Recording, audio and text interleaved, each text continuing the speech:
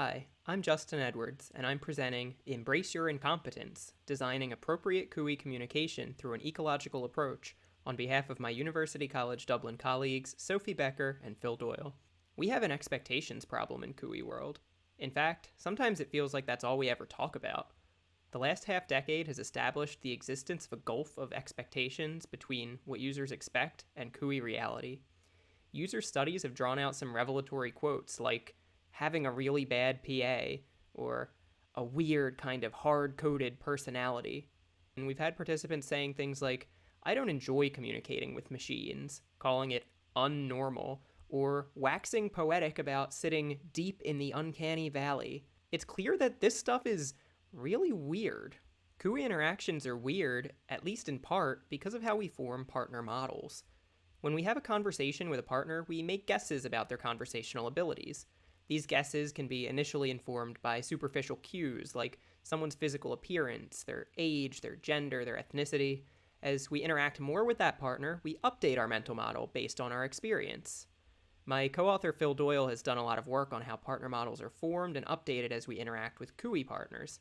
Our initial partner models are highly influenced by cues like a human-like name and a human-sounding voice, setting up an expectation of human-like capabilities. And this is where things begin to go awry. Communication breaks down. It fails to meet the expectations set by these superficial cues. So if expectations are too high, we just need to lower them, right?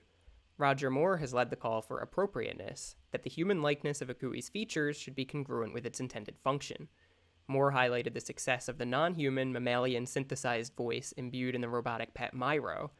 At our first CUI conference a few years ago, Ayla and colleagues gave an example of appropriateness gone wrong with Vector, a toy robot with a modulated human-like voice which came off as an evil robot overlord, as they put it, and the toy flopped as a commercial product.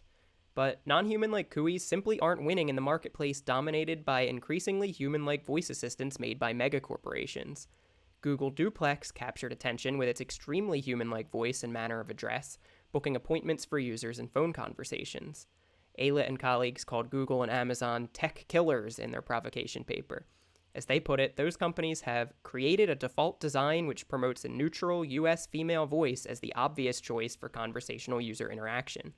I might add the word human-like to this default design, but now, 3 years later, there is little evidence of mainstream deviation from this default. So how do we thread this needle, bridging appropriateness with the hypernatural?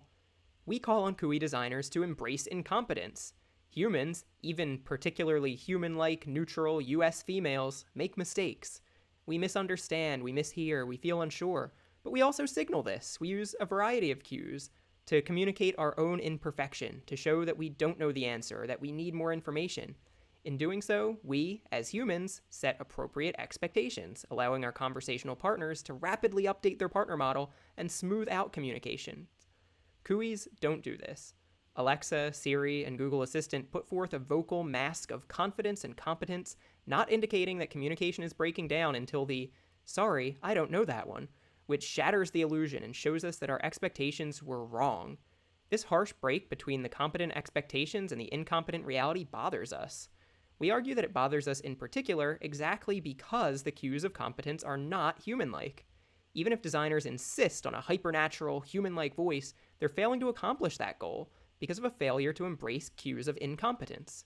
By using cues of incompetence and using them in different amounts and combinations, reflecting a CUI's level of confidence, CUI designers can express a subtly nuanced spectrum between confident certainty and humiliated bewilderment. Adding these honest signals, which we call the ecological approach, can help bridge the divided approaches to the gulf of expectations, achieving greater human-like naturalness while also abiding by the tenet of appropriateness. Google, Apple, and Amazon probably aren't going to start using non-human mammalian synthesizers to schedule your next doctor's appointment, but their market dominance means that human-like CUIs they develop will continue to shape people's partner models of CUIs in general. It is therefore critical that human-like CUIs embrace their incompetence. People will only put up with a bad PA or sit deep in the uncanny valley for so long. Setting ecologically valid, appropriate expectations is critical for not just how we interact with each individual CUI, but for how people understand CUIs in general.